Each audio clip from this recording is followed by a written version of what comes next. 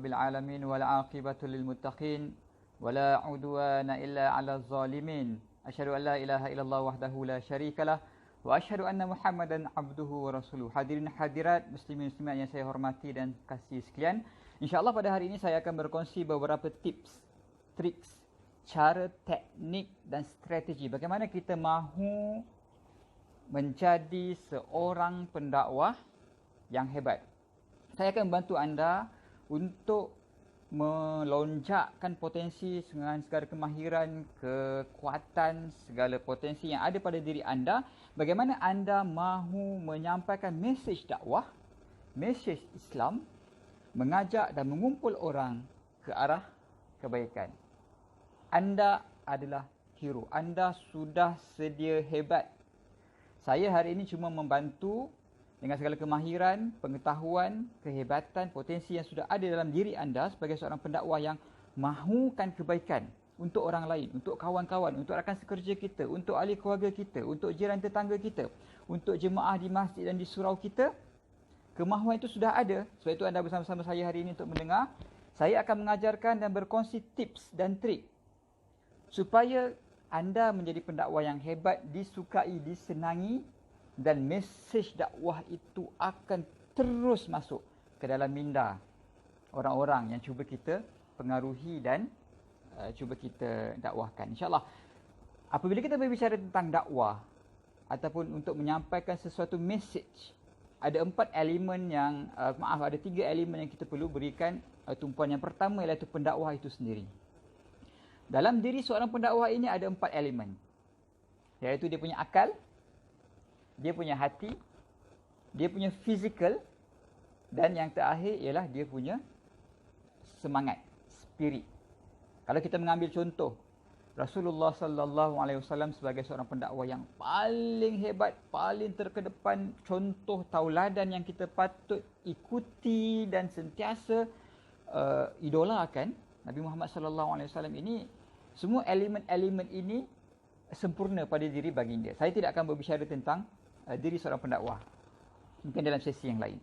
Elemen kedua, apabila kita berbicara tentang dakwah ataupun mentajmid, mengumpul orang ini, ialah mesej itu sendiri. Rasulullah SAW sebagai satu contoh membawa satu mesej yang besar, wahyu daripada Allah Subhanahu Wa Taala. Jadi mesej ini terkandung di dalamnya Al-Quran. Al-Quran itulah mesej-mesej dakwah Rasulullah SAW, dan kalau kita kaji hadis dan sebagainya, itulah mesej. Mesejnya apa yang ingin disampaikan. Okey. Saya juga tidak akan berbicara tentang mesej. Saya ingin berbicara tentang faktor ketiga dalam komunikasi dakwah antara kita dan orang yang cuba kita pengaruhi, ialah cara pendekatan ataupun metodologi ataupun cara ataupun method. Okey? Jadi kita ada pendakwah, kita semua yang bersama saya pada pagi ini merupakan seorang yang ada keinginan untuk ajak orang lain jadi baik. Okey? Kita ada message yang kita nak sampaikan, dan kita ada cara pendekatan, delivery system ataupun communication system. Saya akan berbicara insya-Allah tuan-tuan, puan-puan pada pagi ini untuk membicarakan apakah delivery system, cara penyampaian, cara pendekatan terbaik untuk kita mempengaruhi orang terhadap message baik, message Islamik yang kita ingin sampaikan kepada mereka. Ada 4E. Okay? Saya rumuskan sebagai 4E yang kita perlu kuasai. Yang pertama, psikologi. Kita nak dakwah pada manusia. Kita nak dakwah pada orang. Kita nak dakwah pada insan. Kita perlu tahu psikologi insan. Psikologi manusia. Kita bukan berbicara pasal haiwan, lembu, kambing ataupun objek yang tidak bergerak, tidak bernyawa. Kita berbicara tentang manusia yang ada dia punya psikologi dia. Yang kedua, fisiologi dia. Psikologi ni dia terletak di sini. Fisiologi ni ialah tubuh badan kita, cara tubuh badan kita bergerak, berinteraksi, beroperasi. Jadi kita juga kena tahu fisiologi manusia. Yang ketiga ialah kita kena tahu personality. Okay? Ini semua adalah satu proses pembelajaran yang kita perlu baca buku, kita perlu pergi training dan kita perlu kuasai. Manusia ni ada beberapa jenis. Kita biasa dengar introvert, extrovert. Tapi banyak lagi elemen-elemen personality yang boleh kita bincang dan cuba perhalusi. Saya ceritakan secara ringkas saja pada pagi ini sebagai satu pendedahan. Yang keempat ialah emosi. Manusia ni secara amnya digerakkan oleh emosi.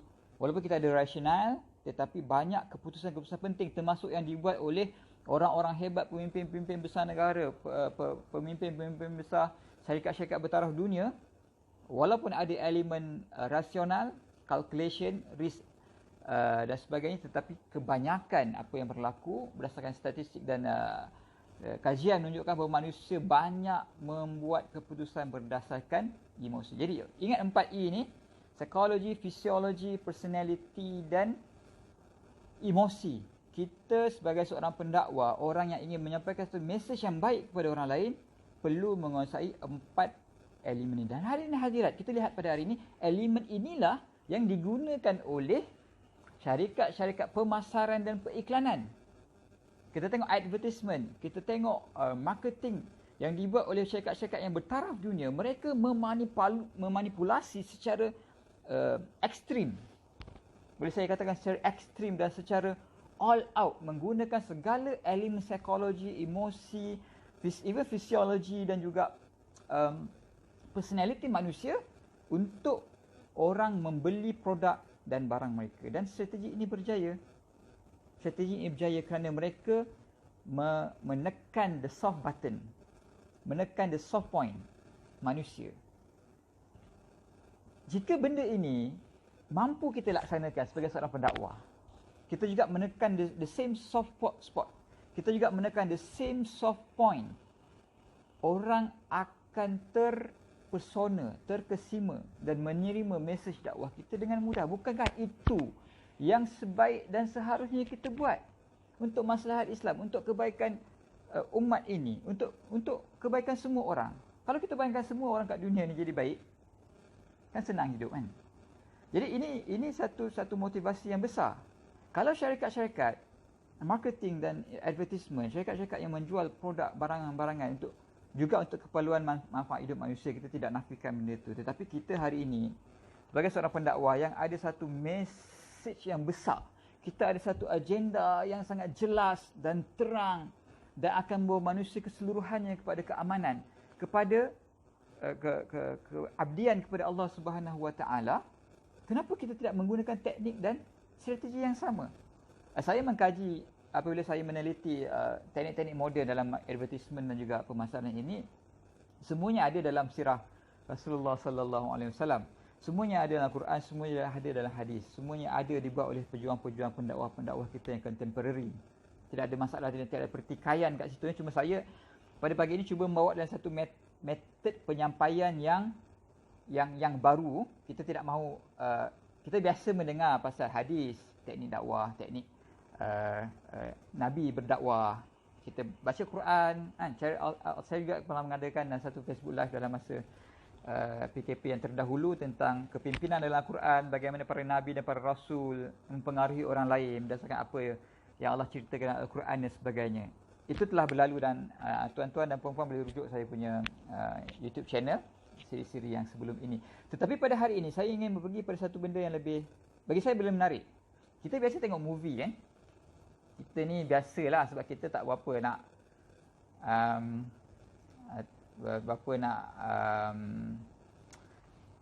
mudah terhibur sangat kan. Kita ni tak tahu nak buat apa, nak mempengaruhi, nak memenuhi masa lapang kita. Kita biasa tengok movie. Ramai antara kita tengok movie. Okay, harap-harap kita tengok movie yang baik lah. Ramai antara kita yang sebenarnya tak perasan. Sebenarnya dalam movie ataupun dalam filem, okay, kenapa? Persoalan saya, kenapa kita boleh duduk depan TV ataupun depan pawagam berjam-jam? Tak pergi kencing, tak makan, tak minum, tak fikir pasal benda lain. Fikiran kita fokus dan sangat tertumpu pada perjalanan cerita itu. Kalau 2 jam setengah, kita akan menangis. Kan? Watak tak menangis lagi dalam filem tu, kita menangis dulu. Kita akan gembira. Kita akan merasai bersama-sama apa yang dilalui oleh watak ataupun plot yang disusun oleh scriptwriter. Apa ingredient, apa ramuan, apa rahsia yang ada dalam movie yang kita boleh faham, kita ambil dan kita gunakan, aplikasikan untuk menyampaikan dakwah kita. Ini saya punya metodologi penyampaian pada pagi ini. Hadirin hadirat, benda yang sama. Benda yang sama yang saya katakan tadi, yang digunakan oleh syarikat-syarikat antarabangsa untuk buat marketing, untuk buat advertisement, elemen ramuan yang sama digunakan oleh scriptwriter untuk buat movie. Kita duduk depan TV kita ataupun depan laptop, depan kita punya iPad 2 jam. Kita tak rasa boring. Kita begitu engage. Dan akhirnya benda ni, semua mesej-mesej yang disampaikan oleh movie-movie ini melekat dalam kepala kita. Sebab dia ada ramuan dia. Dia ada science behind it. Dia menekan soft spot kita. Dia menekan kita punya titik lemah. Dia menggunakan psikologi, fisiologi, emosi dan personality kita untuk mempengaruhi kita supaya minat dan suka filem tersebut. Apa yang ada dalam filem, hadirin hadirat? Pertama, mesti ada hero. Yang kedua, mesti ada orang jahat, antagonis ataupun kita sebut sebagai villain. Yang ketiga, mesti ada guide. Guide ni ramai orang tak perasan, tapi dia adalah pembantu kepada hero. Dalam banyak kisah, anda buka apa saja movie, apa saja cerita, termasuk dalam novel pun sama. Okay? Novel menggunakan plot yang sama. Ada hero, ada villain, orang jahat, ada guide. Guide ni pembantu hero. Dalam banyak kisah kita perasan yang sebenarnya hebat bukannya hero. Guide, pembantu dia. Okey? Saya akan cerita nanti. Kemudian dia ada masalah. Hero ni mesti ada masalah. Masalah dia boleh jadi villain tu sendiri, orang jahat itu sendiri. Kan mak ayah dia dibunuh, masalah. Dia nak selamatkan dunia yang hampir hancur, masalah. Ada bom yang nak meletup, masalah. Ni semua masalah. Jadi hero ni tugas dia nak menyelesaikan masalah dia dengan mengalahkan villain, orang jahat. Siapa yang bantu hero? Guide. Ataupun pembantu. Kemudian cerita ni ada plot. Plot ni dia akan bawa kita step by step. Cara bagaimana hero ini akan mengalahkan orang jahat untuk mendapatkan objektif dan matlamat. Matlamat dia apa? Nak elakkan tragedi dan akhirnya nak mendapat kejayaan dengan menghilangkan masalah tadi. Dan hero itu akan jadi transform kepada satu bentuk individu ataupun diri yang lebih hebat, yang lebih complete, yang wholesome. Okay? Hadirin hadirat, benda ni nampak mudah, tapi anda bukalah apa saja novel, apa saja cerita, apa saja filem, plot dia pasti sama. Pasti sama. 100% semua cerita-cerita sama. Mesti ada hero, mesti ada watak jahat, mesti ada masalah, mesti ada konflik, mesti ada plot, mesti ada orang yang bantu hero untuk menang. Hero tu akan transform jadi complete dan dia dapat apa yang dia nak. Dan kita pun gembira. Habis filem tu kita rasa puas. Kita rasa kenyang. Kita rasa macam sempurna hidup kita. Sebab apa? Sebab elemen-elemen yang digunakan dalam filem tersebut berjaya menyebabkan kita rasa macam kita dapat apa yang kita nak. Kita sebahagian pada hero itu. Hadirin hadirat, saya akan menggunakan metodologi yang sama. Dan sebenarnya inilah yang digunakan oleh mana-mana syarikat untuk jual produk. Sampai kita tertipu. Kadang-kadang kita beli benda yang bukan kita perlu. Tapi kita terpesona dengan cara mereka menggunakan semua elemen-elemen ini sebagaimana yang ditunjukkan dalam movie untuk kita terpaksa beli barang dia. Okey. Kita hari ini nak sampaikan mesej dakwah. Okay, mesej yang paling suci murni yang disampaikan oleh kita memerlukan penerus kepada Nabi dan Rasul yang terdahulu. Kita ada objek dakwah kita, kawan-kawan kita, jiran tetangga kita, rakan sekerja kita, ahli keluarga kita yang kita nak mereka juga faham dan berubah jadi lebih baik. Okey, kita ada mungkin ada adik-adik kita, anak-anak usrah tersebut kan, atau bad'u ni dah objek dakwah kita. Pertama, tips yang pertama, apabila kita berbicara, berhadapan, berinteraksi dengan mereka, kita kena faham mereka adalah hero. Kebanyakan kesilapan dan kesalahan yang dibuat oleh para pendakwah, termasuk sebagian orang yang memprodukkan, memarketingkan produk mereka, ialah mereka menggambarkan diri da'i itu, diri pendakwah itu sebagai hero. Saya hero. Organisasi saya hero. Kan? NGO Islam saya hero. agenda saya hero. Ini adalah kesilapan. Okay? Mentaliti kita yang pertama ialah orang yang ingin kita dakwahkan itu, orang yang kita pengaruhi itu adalah hero sebagaimana dalam cerita tadi. Sebab apa? Manusia ni Allah ciptakan. Dan Allah cerita dalam Quran, dalam banyak ayat dan hadis-hadis Nabi penuh dengan pembuktian benda ni.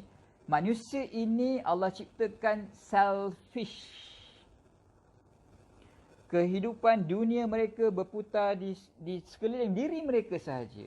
Orang ni selfish. Orang sangat mementingkan diri sendiri. Bukti dia, anda tengok satu gambar waktu anda kat sekolah dulu. Ataupun gambar mana-mana program, mana-mana event dengan kawan-kawan. Satu gambar, satu foto. Anda tengok, muka siapa yang pertama sekali anda cari dalam gambar tersebut?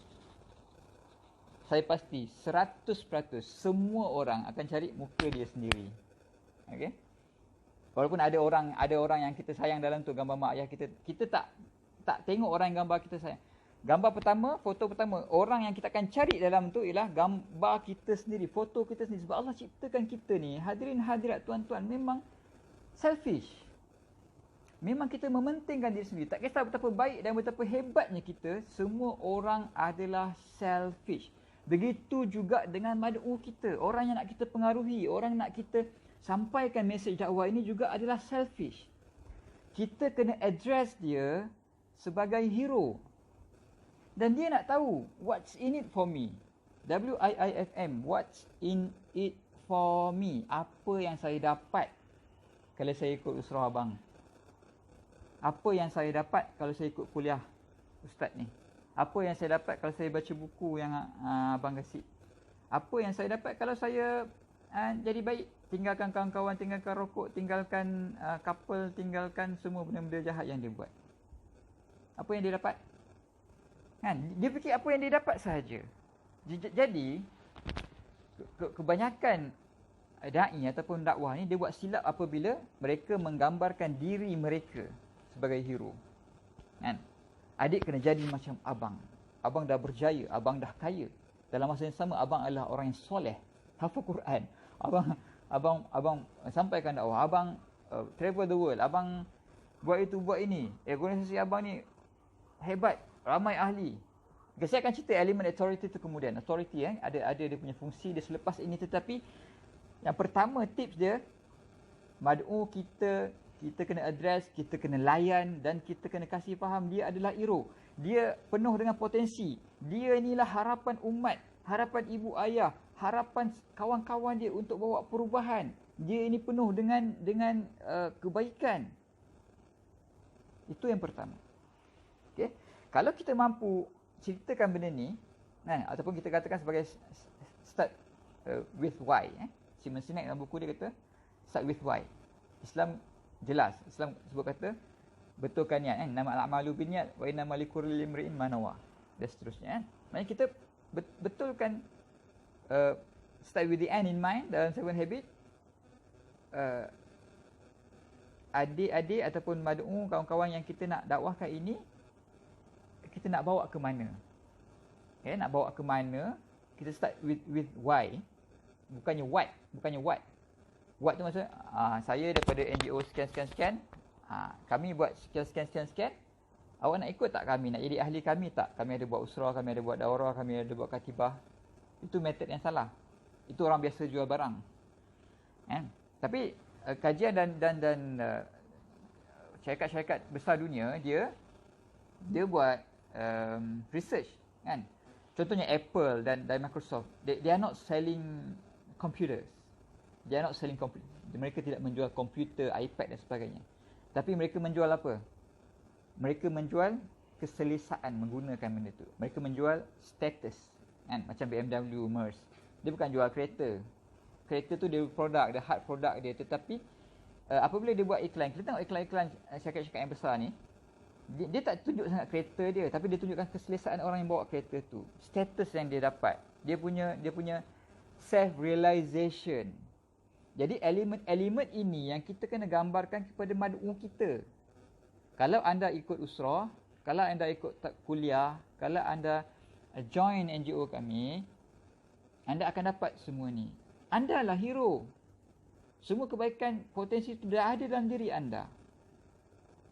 Kan? Saya nak bawa anda untuk transform jadi orang yang lebih hebat. Kan? Bukannya kita pendakwan yang hero, bukannya organisasi kita yang hero, bukannya produk-produk yang kita suruh mereka join itu adalah hero. Jadi kita kena pandai gunakan storytelling, gunakan analogy, okay? Dan gunakan association. Apa saja benda yang kita nak sampaikan pada hari ini, disebabkan manusia ini, hero ini, kita katakan mereka begitu self-centered, begitu pentingkan diri sendiri, kita kena associatekan benda ini dengan diri mereka. Sebab itu Al-Quran, saya pernah cover ini dalam Facebook Live yang sebelum ini, dia sentiasa membawa sesuatu yang dekat dengan hati dan jiwa orang Arab, di mana Al-Quran itu diturunkan ketika itu. Apabila Allah bersumpah dengan matahari, wan najmi iza hawa wasyamsi waduhaha, dengan matahari, kan, wadduha dengan waktu duha, kan, wal asr dengan waktu. Semua ini orang Arab ketika itu boleh nampak. Dia nampak matahari, nampak bulan, dia nampak duha, dia nampak. Jadi dia rasa associated. Apa yang Allah sebut dalam Quran tu related, directly linked to themselves. Disebabkan orang ini dia self-centered dan dia selfish. Semua benda yang kita nak sebut kena linkkan pada dia. Kena linkkan pada dia. Bila kita bertaaruf dengan dia, cari persamaan. Cari persamaan. Oh, asal daripada Ipoh Lah, betul lah saya pun Ipoh. Pernah lalu Ipoh dulu, satu ketika dulu. Apa-apa persamaan yang tak ada kena-mengena pun kita sama kan. Persamaan ini, sebab dia rasa, this guy has something similar to me, with me. Ada persamaan. Semua benda-benda ni kita gunakan. Okay, kerana mad'u kita, objek dakwah kita adalah hero.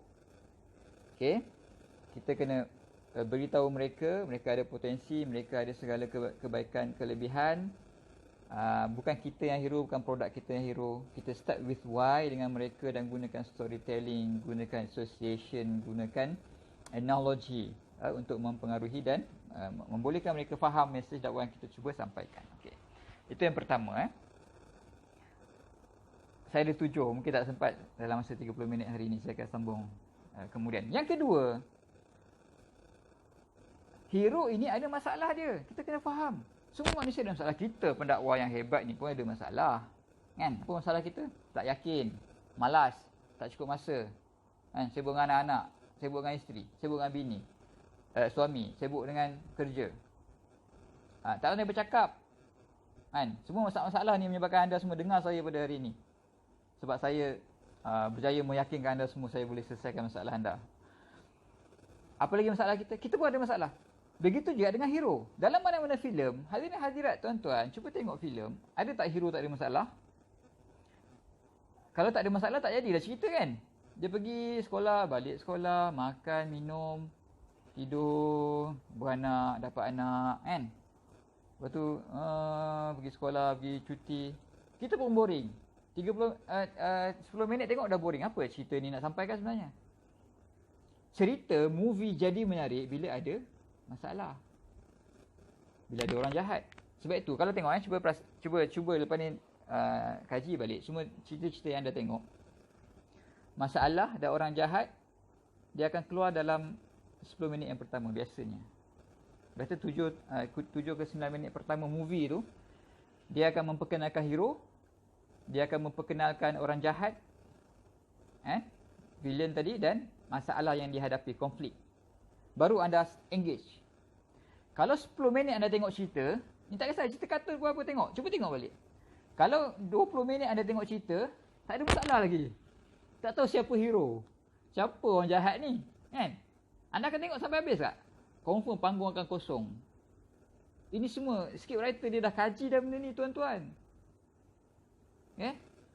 Hero kita, mad'u kita cuba pengaruhi ni, yang adik-adik yang kita cuba. Bukan semestinya orang tak ikut kita lagi. Kadang-kadang dia dah ikut bersama-sama dengan kita, kan? Dah dia ikut surah kita sebagai contoh, dah ikut kuliah kita, dah ikut program-program kita, dah ikut dah semua inisiatif-inisiatif baik yang kita nak dia ikut. Tapi kadang-kadang dia tak begitu menjiwai dan tak 100% ni. Sebenarnya dia ada masalah. Okay? Adik-adik ni Kawan-kawan kita, rakan sekerja kita, kita kena faham dia, dan identify masalah dia dan villain dia. Villain dalam hidup dia, orang jahat, antagonis dalam hidup dia apa. Dan di sinilah pentingnya muayashah ataupun kita kata interaksi, kan. Dalam dakwah kita belajar, kita kena buat baik dengan orang tu, belanja makan, pergi rumah dia, tolong dia urusan harian dia, bantu dia itu ini. Kita bantu dia, pergi rumah dia, kenal dengan family dia, bukan semata-mata nak bina hubungan sahaja. Tetapi dalam dakwah, semua ini kita lakukan untuk kita mengenali dia, apa sebenarnya masalah dia. Kalau kita pergi rumah dia, kita nampak mak dia je kan, bapak dia tak ada. Asyik tak ada je, dalam gambar family pun tak ada gambar bapak. Kita mungkin boleh sense sesuatu. Dia mungkin datang daripada broken family, sebagai contoh. Kan?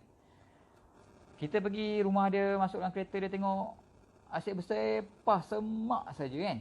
Kita mungkin boleh sense sesuatu. Dia ni mungkin hidup dia tak teratur sikit, dia ni pengotor. Contoh. Itu masalah. Dan masalah ni ada dua, satu masalah eksternal, satu masalah internal. Kebanyakan masalah yang da'i ataupun orang yang cuba bawa dakwah ni buat juga, ialah menyelesaikan masalah eksternal, tapi melupakan masalah internal. Hero, semua orang termasuk kita sebenarnya runsing dengan masalah internal. Apa masalah internal? Masalah internal ni masalah yang melibatkan emosi dan psikologi kita. Contoh, masalah eksternal ni dia merokok. Dia ada kawan-kawan yang jahat, yang environment yang tak baik, kan? Itu masalah eksternal. Tapi disebabkan semua benda ni, dia merokok, dia mungkin auzubillah dia minum arak ke mungkin, dia menyebabkan masalah internal dia. Dia jadi rasa macam jiwa dia kosong, dia rasa macam bersalah, dia rasa benda tak baik tapi dia tertagih. Itu masalah internal. Metod yang sama syarikat-syarikat marketing buat. Syarikat marketing ni kalau ada cuba tengok betul-betul advertisement, iklan-iklan kat TV, dekat internet semua, dia bukan settlekan masalah eksternal. Ya? Orang yang jual dishwashing liquid, kan, dia bukan selesaikan masalah kita punya pinggan tu tak bersih ataupun berminyak. Tapi dia menyelesaikan masalah kerunsingan pada suri rumah yang stres sebab pinggan dia tak bersih. Dia selesaikan masalah stres tu, kerunsingan ataupun beban kerja, bukannya masalah pinggan. Itu contoh. Da'i hari ini, para pendakwah kena selesaikan masalah internal hero kita. Hero kita ni ada masalah. Kita kena bina hubungan dengan dia, muayashah dan buat baik dengan dia supaya kita tahu apa masalah internal dia. Tak ada agenda, dia tak tahu nak buat apa. Sebab tu dia main game, sebab tu dia berkapal, sebab tu dia buat benda yang bukan-bukan. Sebagai contoh. Dan siapa villain dalam hidup dia? Siapa orang jahat dalam hidup dia? Ini yang menjadikan kisah ini menarik. Mesti ada orang jahat. Orang jahat ni mesti dalam satu form yang jelas. Dia mungkin boleh jadi fizikal orang, tetapi boleh jadi juga dalam bentuk masalah internal. Jadi bila kita dah kenal pasti benda ni, masalah dia, barulah kita boleh pergi pada step yang seterusnya. Boleh? Jadi kita ada hero, kita dah kenal hero. Dia adalah hero. Dia ada masalah dia. Kan? Dia ada watak jahat dia. Kita ni siapa? Hadirin hadirat, para pendakwah ni siapa? Produk dakwah kita, NGO dakwah yang kita nak bawa ni, kenalkan kepada dia. Kita adalah guide. Ingat kita guide, kita pembantu dia. Sebagai benda Batman ada Robin. Okey? Sebagaimana apa lagi? Kita kalau tengok Star Wars, saya tengok Star Wars tak? Kan? Luke Skywalker dia ada Yoda. Kalau siapa tengok Harry Potter ada. Cerita awal-awal dulu kan, dia ada Profesor Dumbledore dia. Nah, hero sebenar siapa? Hero sebenar ialah Harry Potter. Tapi siapa lagi hebat? Okey. Yang lagi hebat Profesor Dumbledore. Kan? Lebih berpengalaman. Dia tahu bagaimana nak develop hero ni. Bagaimana nak transform diri hero ni. Dia tahu bagaimana nak guide hero ni melalui satu plot sampai dia berjaya kalahkan orang jahat. Itu yang kita kena faham. Sama juga dengan Luke Skywalker. Kan? Siapa lagi hebat? Dia ke Yoda? Yoda lagi hebat, lagi berpengalaman. Kan? Sama juga, bila kita berhadapan dengan balik kita, kan, kita kena faham kat dia, abang ni cuma nak bantu adik. Adik ni abang tengok ada potensi. Adik ni harapan, adik boleh pergi jauh. Lagi hebat dari diri abang. Kan? Kita hadir dalam hidup dia sebagai pembantu, sebagaimana dalam filem-filem yang kita tengok. Sebagai guide sahaja. Sebagai, kan, bukan hero. Kan? Dan insyaAllah, dan kita membina manusia pun memang dengan harapan supaya dia jadi lebih hebat daripada kita. Bukan jadi macam kita. Kadang-kadang kita salah strategi. Kita berlagak berlebih-lebih kan. Oh, abang belajar daripada luar negara. Kan? First class honours. Memang pelajar terbaik. Kan? Cream of the cream. Adik kalau ikut abang, ikut program abang ni, adik akan jadi macam abang. Hero tidak mahu ada hero lain. Kan? Satu cerita ada banyak hero tak? Tak ada. Satu hero je. Hero ni dia bukan cari hero lain. Kan? Sebab manusia, point saya yang pertama tadi, dia selfish. Dia hero. Jadi bila dia nampak, abang ni hero dia akan repel. Sebab hero dia bukan dia nak cari hero lain. Hero ni dia nak bantu orang untuk selesaikan masalah dia, untuk mengalahkan villain dia, orang jahat dia. Jadi bila kita faham, kita kata okey, adik ada mungkin masalah rasa runsing, rasa jiwa kosong, dapat kawan-kawan yang macam ni, abang boleh bantu. Kan? Kita selesaikan masalah dia, dan kita kata kita boleh bantu dia selesaikan masalah dia dan kalahkan watak jahat dalam hidup dia. Baru dia akan attach. Baru dia kata, ya Allah, inilah abang yang saya cari selama ni. Inilah produk yang saya cari selama ni. Inilah NGO Islam yang saya dah cari selama ni, tak jumpa. Sebab NGO lain semua pakat nak jadi hero belaka. Kan? Tengok satu abang dia datang, saya nak bantu. Itu ada semua psikologi manusia. Psikologi manusia. Sama juga sebab apa kita beli barang. Hadirin hadirat, saya sebutkan berkali-kali. Sebab apa kita beli barang? Sebab kita rasa dan kita percaya melalui pengiklanan dan melalui pengalaman mouth to mouth punya wording, barang tersebut boleh menyelesaikan masalah kita, masalah hidup kita, internal problem kita. Sebab itu kita beli. Kita akan, manusia ni selfish, saya ulang banyak kali, selfish, dan kita nak selesaikan masalah kita sahaja. Jadi bila kita approach orang yang nak kita sampaikan dakwah ni, kita nak ajari solat jemaah kat masjid sebagai contoh, contoh mudah. Kita kena identify masalah dia, sebab apa dia tak pergi solat, sebab apa dia tak solat in the first place. Kan? Dia ada masalah dia ada musuh dia. Kita kena bantu dia selesaikan musuh dan masalah tersebut, baru dia akan attach dengan kita. Jangan kita bongkak dengan dia. Abang ni adik, kan, abang ni tak pernah miss solat berjemaah di tempat azan, diazankan sejak balik. Dia bukan nak cari hero. Dia nak cari orang yang boleh bantu dia selesaikan masalah dia. Sebab apa dia tak semayang? Kalau dia semayang, sebab apa dia tak boleh semayang konsisten dekat masjid, dekat surau? Sebab apa dia tak boleh baca Quran? Kan? Jadi kita kena mengenal pasti masalah dia. Jadi guide, jadi pembantu untuk dia menyelesaikan masalah peribadi dia, masalah internal dia, dan menjadi dan seterusnya mengalahkan orang jahat. Jadi saya sempat cover 4, ada 3 lagi, insyaAllah kita akan sambung dalam sesi seterusnya.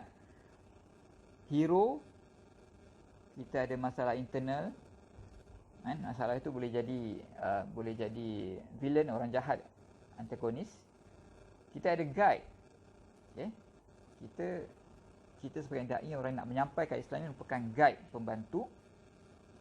Dan lepas ni kita akan tengok guide ni, dia mesti ada plot, dia mesti ada plan, perancangan dia untuk bantu hero. Okay? Dan dia ada call for action. Okay? Sebab apa cerita-cerita yang kita tengok ni menarik? Sebab dia ada hero ni bertindak secara drastik.